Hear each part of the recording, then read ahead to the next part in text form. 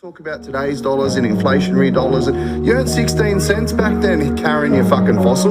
Money isn't the root of all evil, the fucking lack of it is. Not money, the lack of understanding money. When I put that into emphasis, when I realised that psychological effect and how it hit our family, I FTB all the fucking way. You are now watching the Money Mentor podcast With Graham Home. Graham Home. Welcome to this week's episode of Wilson Weekly on the Money Mentor podcast, the only place where we get our dose of property wisdom without needing a translator or glass of red. I'm Rach, your host, here with the man whose data drops harder than a TikTok trend, Dr. Andrew Wilson. Hello. Yeah, great stuff, Rachael. Hello, great to be here, of course. And we're now in the first week of August. Happy August to everybody. Happy end of winter, I suppose we should say. And I'm in Sydney this week, which is good in a way. I've been here for a few weeks and it's a lovely sunny day, and it was 21 degrees in Sydney yesterday. So has spring sprung? I think it's on its way, but apparently it's going to rain like hell for the next week or so. But that's the story, isn't it? There's always that little bit of a tease at the beginning of August, but eventually we will start to get those warmer temperatures and those brighter days, but certainly bright days in the housing market at the moment. Unequivocally strong results again over the past week. We'll look at the latest auction stats as we always do, and we've got some important data. Well, every week we have important data, don't we, Rachael? And that's the latest house price and unit price data for July. So first with the latest here, of course, and no surprise that it's been another strong month for house and unit prices. Not quite as strong as the month before, but I think we're quibbling, really, splitting hairs. It was a very positive performance. So without further ado, shall we get going, Rachael? Let's do it.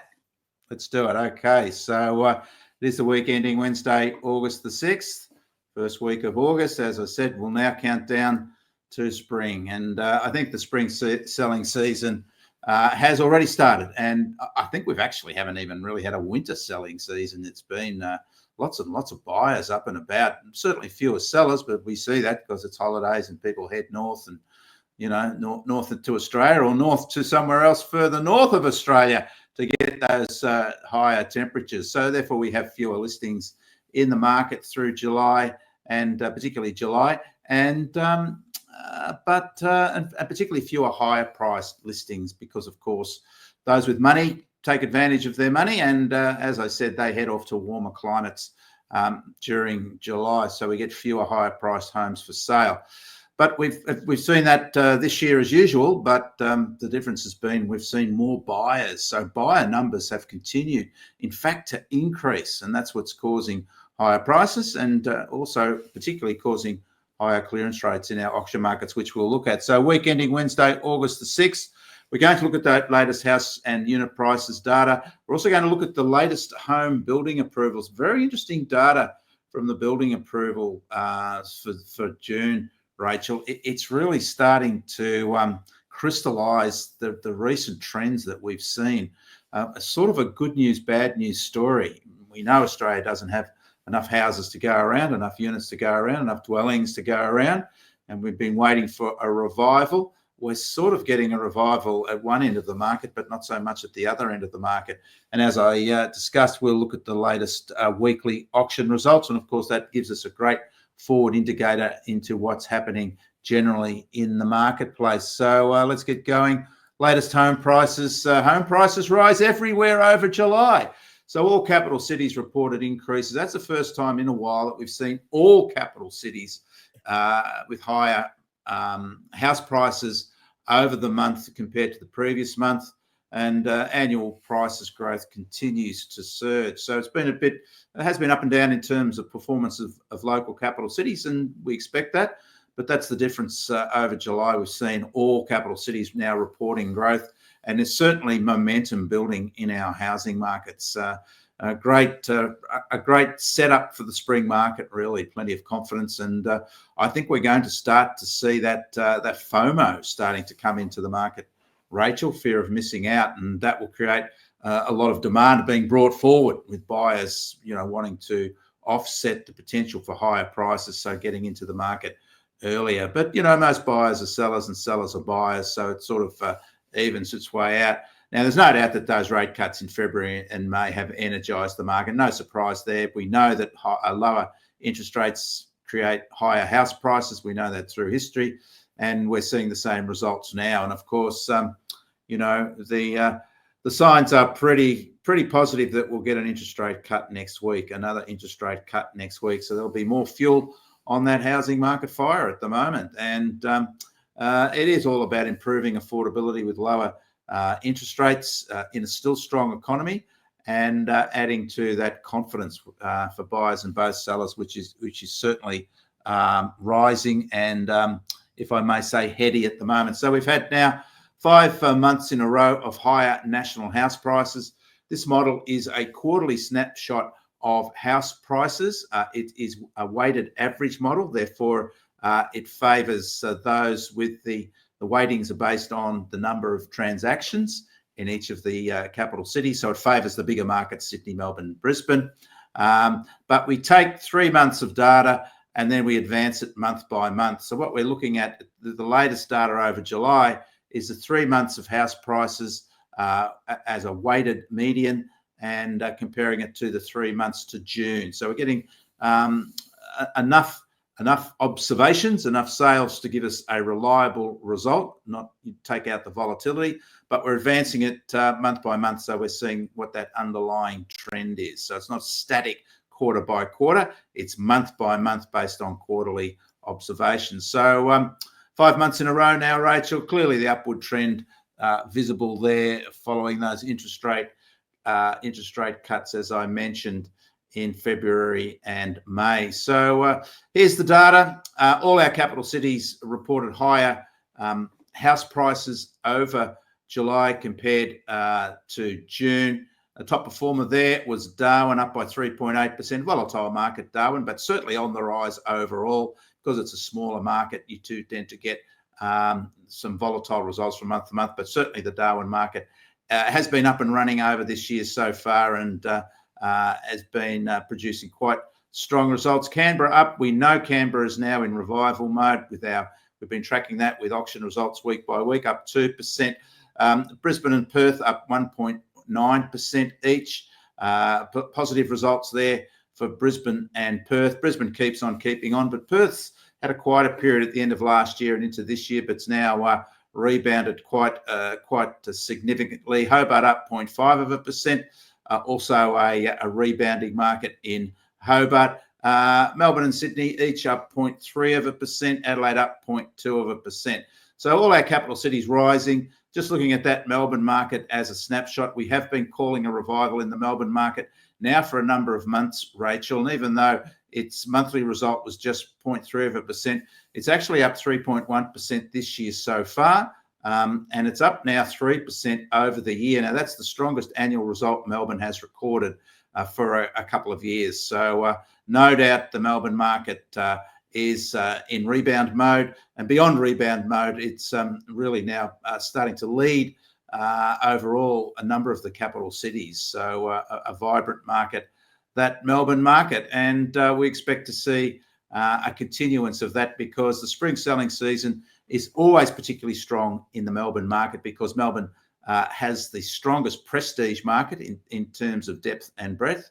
And the prestige market is typically activated through the spring selling season, and none so much as in the Melbourne market. And it has been that prestige market in Melbourne that's been holding the market down overall over the last couple of years. So really, that higher priced market in a suburban market in Melbourne is set for growth over spring, and the early signs are very positive there.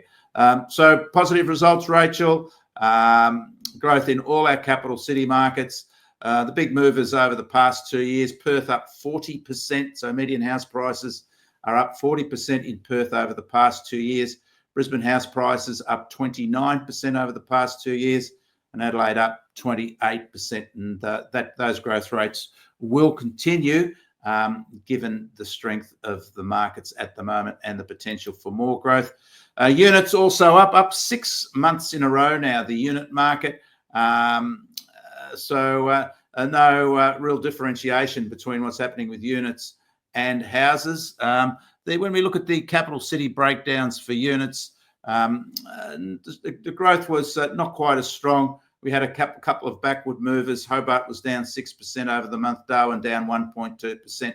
But again, we must point out that these are small markets, particularly in terms of units, and you can get volatile results from month to month, from quarter to quarter as a result of that. But as far as the others are concerned, the top performer was Canberra. Real signs of a revival in that Canberra market, up by 1.9%, still dragging the chain in terms of annual and 2 yearly results. Brisbane, another positive result for Brisbane, up by 0.2%, lower than what we've seen recently, but it's still up 8.2% over the year, Brisbane units, and up 13.5% over the past 12 months. But when we look at the performance of the Brisbane market over the past 2 years, it's really spectacular, 45.4% growth in Brisbane units over the past 2 years. And of course, that makes a nonsense of a lot of those predictions that were made a couple of years ago about the Brisbane unit market being saturated and prices would fall. It's gone in the opposite direction. In fact, it's boomed prices there. Perth also up 44.5% over the past 2 years. Adelaide up 34.1%. But it's, I guess, those big three again in terms of growth performance that are leading the annual growth: Brisbane, Adelaide, and Perth. Brisbane up 13.5% over the past 12 months. Adelaide up 13.8% and Perth up 14.6%. More good signs there for Melbourne. Similarly to houses, annual prices in Melbourne are now up 1.3%. Again, that's the first rise in Melbourne units on an annual basis we've seen for a couple of years. And this year so far, Melbourne units are up by 2.2%, a little bit behind houses, but nonetheless, units performing similarly positively compared to houses. Rachael, if you're looking for a copy of that latest house price report from My Housing Market, there's a QR code. You can scan that, and that will give you a link to a PDF copy of the latest, once again, very positive house price report, Rachael. Yeah, definitely very positive. We're seeing Melbourne having its post-breakup glow, and I did hear the B word used there, but it's good to see. Yeah, we've had very, very positive numbers over winter. Units are rising as well, particularly in those major cities. Are buyers starting to pivot from houses to units out of necessity or affordability, or still lifestyle? Well, this is what happens in a growth market, Rachael. When we do start to see momentum in markets, then buyers are forced to look at their options. And, those options obviously start to be units because they're typically more affordable than houses. And the other point is that we've got the initiative from the government in terms of first home buyer activity. And first home buyers particularly look for units as an option, again, because they're more affordable. And I think that's another positive for demand for units, particularly in that Melbourne market, over the remainder of this year. So yes, there's always that choice factor when prices are rising strongly, as they are now, that buyers have to look at those options. And when we do have more first home buyers coming into the market, they particularly will be looking at units. So it's everything's positive, but units are certainly going to be benefited from rising buyer activity as we're seeing at the moment. And that's our house price report data. And as I mentioned, we're also going to look at the latest building approval data. Building approvals picked up again. It's the first time in a while we've seen monthly increases back to back in building approvals. They tend to be volatile because one month we get a lot of units coming through, big unit development, which pushes the overall numbers up. But then this next month we don't get the same big number coming through. So as we'll see when we look at the charts, it tends to be a volatile series, the unit series.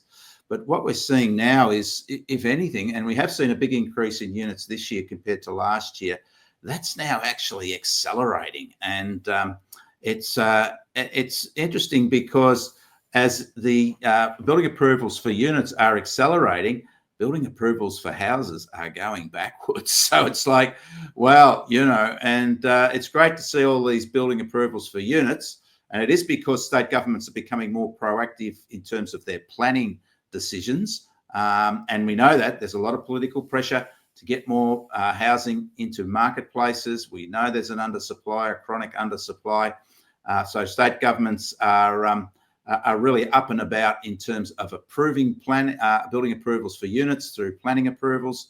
And that's what's driving this surge in building approvals for units. So let's have a look at the data. Building approvals overall up by 11.3% over June, big rise, follows a 4.2% rise in May. But again, it was because of a real surge in unit development. Units were up 33% over the month. Now, that's considering the previous month was actually a strong month too. So it's really accelerating building approvals for units. Houses were down 2%, and that's the biggest fall for houses for some time. And the previous month, houses were actually flat. So houses are going south and, units are going north at a rapid rate. New South Wales was the top performer. That's that Sydney market with a number of big developments coming through over June, up by 13.5% over the month. Now, when we look at the annual growth trends over the past year or more, they still remain relatively depressed, but the quarterly trend is sort of easing. Despite the fact that we're seeing a lot more units coming through, that trend is easing because we're seeing fewer houses, Rachael. So that's the offset there, which is keeping the overall trend underperforming. So here's the data, 33.1% over the month overall. For units, overall up 11.3%. You can see houses down 2% there. Over the year to date, units are now up 46% over the first 6 months of this year compared to the same period last year. That is a remarkable growth spurt, Rachael. And when we look at the capital city breakdowns, you'll see that that's really across the board where we've seen that surge in unit approvals. And over the full year-on-year comparisons, units up 26.7%, houses up 5.9%. So there's the trend just sort of stabilising a little bit. Certainly total dwellings nationally are higher now than where they were over June last year. But even though we've seen a pickup in units, it hasn't really covered the pickup in units. It hasn't really covered the decline in houses. And that's why the dotted line there, which is the quarterly trend, is just still a little flat. However, if these unit numbers continue to rise, we'll start to see that trend picking up. And you can see there when we look at units versus houses, the darker chart there at the bottom is units. You can see how that goes up and down, very spiky because you do get those big developments coming through month by month and not followed up the same month. And you can see there that, it's upwards of nearly twice the number of units approved over June compared to June last year. So a big rise in units, but actually it's just a little bit higher, the numbers approved in June for houses in June this year compared to June last year. And you can see that the trends are still quite low in comparative sense, but there's no doubt that there's, at the moment anyway, a head of steam building in terms of the trend for units going forward. But we're still in a position where we certainly don't have enough houses to go around, undersupplied. We're moving in a better direction for units. But the other thing you got to remember, Rachael, is units take a couple of years at least to become an actual live-in dwelling. So even though we're seeing these unit approvals, we won't be seeing them as actual completed apartments for a couple of years yet. And the other thing that's looking a little dicey is that we're starting to see some increase in building costs again. And if that consolidates, it just makes it harder for these building approvals for builders to turn them into actual starts. So we'll keep an eye on that. This is the state performance. The capital city performance.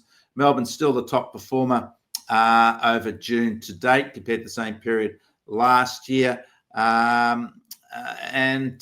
Houses on the rise in Melbourne, units a little lower, but the Sydney market is now well and truly leading the pack in terms of this year so far. the number of units approved. So this is the units approved over this year to date so far. So that's the first 6 months of the year. When we look at the growth, this is really quite spectacular. This is the first 6 months of this year, Rachael, versus the same period last year. You can see every capital city has had a surge in unit approvals. State governments are very proactive in pushing through planning approvals for units, and that's being translated into building approvals. Very strong there. Melbourne up 52%, Sydney up 54%, Brisbane up 50%, Perth up 50%, all very similar there, except for Adelaide, which is up 113%. So some real growth there in units going forward. But the real concern is that even though Perth, Adelaide and Sydney are seeing an increase in number of houses, the big development capitals for houses of Melbourne and Brisbane are actually going backwards. In fact, Melbourne house building approvals, Rachael, are down 5.8% compared to the same 6 months last year, and Brisbane down 1.8%. And of course, we know that Brisbane market has consistently produced prices growth. It's perhaps more susceptible to undersupply, creating higher prices than any of the other capital city markets, and yet we're seeing fewer houses now being built in that Brisbane market this year so far. So some real concerns there on the supply side for Melbourne, which is our biggest market in terms of housing supply, and Brisbane as well. So here's our long-term trend. This shows our problems in terms of the long-term underbuilding in our housing markets. Still down, improving overall that trend, but still well down, 28%. This is capital city building approvals for total dwellings. That's houses and units combined. Still down 28%. On the rise, sort of, but we need to keep an eye on that. But we're still well below where we need to be to start matching supply and demand in our housing markets. And when we break it down, you can see even though units are rising there, and the units there are the lighter shade colour, they are still down just under 50% compared to the peak. This is annual approvals on a month-by-month basis. That's the trend, and still down nearly 50% since its peak way back in 2016. And you can see there houses, Rachael, just starting to tip downwards, the trend for houses, and certainly not matching its previous peak there in 2017. We discount the 2021 peak because that was due to the home builder allowance from the previous government, which brought forward a lot of demand. But we're not really catching up with houses now. In fact, we're starting to go backwards. Not good news for trying to find more houses in our housing markets, Rachael. Yeah. Well, with unit approvals jumping up 33%, are we at least seeing a structural shift in the housing stock for units? Absolutely, on the supply side. And this has been the problem, of course, that we've seen roadblocks for higher density development in most of our capital cities, particularly Melbourne and Sydney, because of concern of, conserving neighbourhood characteristics. Not in my backyard, I don't want a high rise, blah, blah, blah. And governments have been sensitive to that. But now they realise there's another sort of dimension to all this, and that is, hey, I can't get a house. I can't afford to buy a house. I can't afford to buy a unit. So they've now, got rid of, I think, of a lot of the structural barriers to planning approvals. And we're seeing that across the board now. And there's obviously a government mindset that's changed rather than, what was normally the process for getting planning approvals and building approvals, particularly planning approvals. And this is because of the, issues to do with underbuilding. And of course, that means that we're going to start to see, as you said, more units coming into the marketplace. We're seeing a flood of units now being approved, and we're seeing fewer houses. So houses are going backwards, units are going strongly forwards. And that's because that's what governments can control more, is that higher density environment, because they're in charge of the planning rules overall. Whereas it's a bit more problematic in terms of house development, because that's typically broad acre outer suburban environments, which can be harder to manage. They need more infrastructure, etc. Whereas infrastructure can already be in place for a lot of these higher density developments because they're renewed sites, they're brownfield sites. So, yep, absolutely, we're seeing a shift. And I think the market will move with that as well, because I think there's a growing preference for higher density inner city living anyway, and as we spoke before about the price environments, people are looking towards that as an affordable option. So it's just a question of when these approvals, Rachael, will actually become, apartments to live in. And certainly they're a couple of years off on that one. But you got to start somewhere, and it's a positive sign for better balance in our housing markets. So let's have a look at the latest weekly auction results. This really weird Indian summer that we've had through winter in terms of auction activity. Another strong auction results to start August. We have most of our capital city markets now recording clearance rates above 70%. How could you believe that? So along with the consistency we've seen in house price growth, we're now starting to see consistency in auction clearance rates between the auction markets. Of course, as we've mentioned, the spring selling season is now upon us, and that will mean more listings coming into the marketplace. That will be exacerbated by the rising confidence, people knowing that there are plenty of buyers out there. And as I mentioned, most buyers are sellers and sellers are buyers. So what goes around comes around, and it's typically a better time to sell earlier in spring and a better time to buy later in spring. But it will be interesting to see how it pans out. But we've had another very positive week, Rachael. Sydney, 700 auctions over the week compared to 642, auction numbers rising. Another very positive clearance rate in Sydney, 77.5%, ahead of where it was a year ago. Melbourne keeps on keeping on, a little bit lower the listing numbers in Melbourne over the week, but the clearance rates still stuck there nicely in the mid-70s. Good results there for sellers. And all we have to do is look at what was happening a year ago in Melbourne to see how that Melbourne market has advanced, 10% higher in terms of clearance rates comparisons year on year. Brisbane now continuing to have results above 55%. We know that Brisbane market is a strengthening market. Once clearance rates get above 50%, it has a different auction culture to the other auction capitals. Adelaide, 76.2% clearance rate. Adelaide as well has been tracking in the mid-70s now. It's a market that has rebounded over recent months. And I guess we could finally say, well, maybe that the Canberra market has recovered, Rachael. A 70% clearance rate.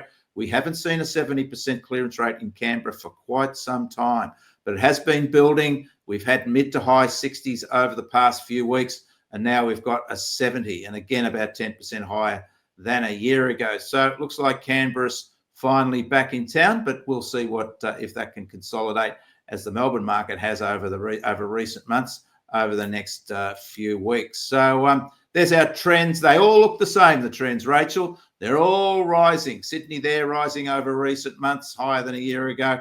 Melbourne market, same sort of trend, rising. Those lower interest rates really got the Melbourne market up and running again. But it was due the Melbourne market, Rachael. Certainly an opportunist market because prices have been flat for so long.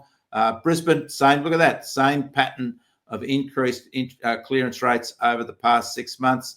Adelaide, the same as well. So it's like with our home price report, Rachael, there's a real consistency here in terms of performance in capital city housing markets, not just in house prices, but in auction results. And again, that shows the stimulus of lower interest rates generally to the housing market. And there's Canberra. Gee whiz, look at that, 70% clearance rate. And it has been building. So this isn't sort of a one-off. It's something that's been consolidating over recent months. So if you're looking for the latest auction results, you can go to my LinkedIn site, Doc Andrew Wilson at LinkedIn, every Saturday night at 6 o'clock, get the latest snapshot of the capital cities. And then on Sundays around 9 o'clock, you get the full national report, which includes the regional breakdowns for Melbourne and Sydney and the top 10 sales under the hammer for each capital city over the week. If you've missed that report, the latest report, there it is there. Quick QR scan of that will give you a PDF copy with all that all those insights to the latest auction market activity. we're going to finish off with our giveaway, Rachel, as we always do, the Great My Housing Market Infinity Suburb Data app. We're talking a lot here about capital cities. You want to know what's happening in suburbs? Well, here it is. So this has data for every suburb that has data in Australia in real time, updated, and it looks at asking prices and asking rents. So it gives you an insight into what the markets are currently asking for particular suburbs. If you're looking for to get hold of that app, great little app, there is a QR code you can scan, or you can click on that link. You have to get a password. You'll see it's password protected. The good folks at Infinity will provide you with that password, but this is a very popular app, and why wouldn't it be? Carried around on your phone, and you can see what's happening on a suburb level everywhere in real time. So here's a screenshot of what you do get. You can filter it for price or rent. We've filtered that for price. These are asking prices and asking rents currently. You can filter it for capital city region or outside capital city region. We're looking at the New South Wales Sydney region, capital city region. We're looking at Blacktown, large suburb in the Sydney region. You can filter for house, unit, or townhouse. We're filtering it for house. You can also filter it for the number of bedrooms. So we're looking at a 4-bedroom house in Blacktown, not just the median price you get, but you also get the high and the low price. So you know the boundaries, what the market's looking for at the moment for a 4-bedroom house in Blacktown, and the number of properties that are currently for sale. And we have exactly the same insights, market intelligence in terms of what's happening for rents, as you can see there. And for investors, we're also ranking the top 10 suburbs in each of those regions on the basis of yield. So that's the return of the current rent over a year based on the current asking price. Also, we provide on a suburb basis the vacancy rate, also the number of properties for rent and for sale. And if you click on the link to those top 10 suburbs, it will actually take you to a map of that particular area. So great stuff for investors, or for those that are looking to take even more of a scientific approach to their decision making for houses and units. Next week, we'll look at, no, we won't. We'll look at, of course, coming through, we're going to have our rent report, and we're also going to have the latest retail sales data. But also next week, Rachel, drum roll, we're going to have the interest rate decision coming forward. Yes. So that's going to be muchly anticipated, and so we'll look forward to seeing that, and most likely we'll see a cut. We'll talk about that when it happens next week. And if you've missed this week's report, there is a download of a QR code to download to get this report. So that's us for this week, Rachel. Interesting week with house prices. We move on another week, another month in prospect, but we will be in a seasonal change, and it will be interesting to see if we do get an interest rate cut next week, which is highly likely, just how that continues to fuel very strong housing market activity. And as we saw today with both house prices or home prices and the auction market, it's now right across the board. Yeah. Doc, what do you think spring will bring us? What do you think spring's going to bring us in the property market? Because winter has definitely been a very positive surprise. The property market has definitely not been teasing us. It's been full steam ahead. Well, it's interesting when we sort of break down the major capitals, Rachel. Melbourne's been in pause mode for a couple of years. We've discussed that at length. It's now sort of in a revival mode. It's definitely rebounding. We've seen that with prices. We've certainly seen that with auction clearance rates. Brisbane just keeps on keeping on. I mean, it's a boom market, that Brisbane market. It just hasn't really paused at all. It's continued to grow. However, Adelaide and Perth, which were very strong last year, they moved into pause mode briefly over the end of the year and into this year. But those lower interest rates have got those two markets up and running again strongly. And they're looking exactly like they did, when they were at their peak last year. And the Sydney market just keeps on keeping on too. Not at the same rate as Brisbane, but it just continues to consolidate itself. It's almost, we call Sydney the gold standard, wouldn't you? Certainly in terms of its median price, which is now at nearly 1.7 million. So that's the median. And really, it's a while off perhaps, but it's heading towards a $2 million median. That's Sydney housing market. So yeah, it's just kept going, Sydney. And again, the prospects are very positive for it going forward. So yeah, look, it's not a Brisbane, because Brisbane's just taken off over the past couple of years. But that Sydney market always leads the pack in terms of prices, but it's also a very, very consistent performer, which is different, as we've discussed, from those other three major capitals, Brisbane, Perth, and Perth, Adelaide, and Melbourne. So, it's pretty good if you're a homeowner. A little worrying if you're a first home buyer wanting to get into the market, I would suggest. Yeah, definitely. Well, Doc, as always, thanks for grounding us in the facts and not just the headlines. You're basically the compass in this wild property jungle. Thank you very much. To our listeners, if you're feeling smarter than you were 15 minutes ago, that is the Wilson effect. While the data makes your knowledge stack just went up in value. Catch you next week for another episode of Wilson Weekly. Thanks, Doc. Thank you, Rachel. Look after yourself. You're fucking gone. See ya.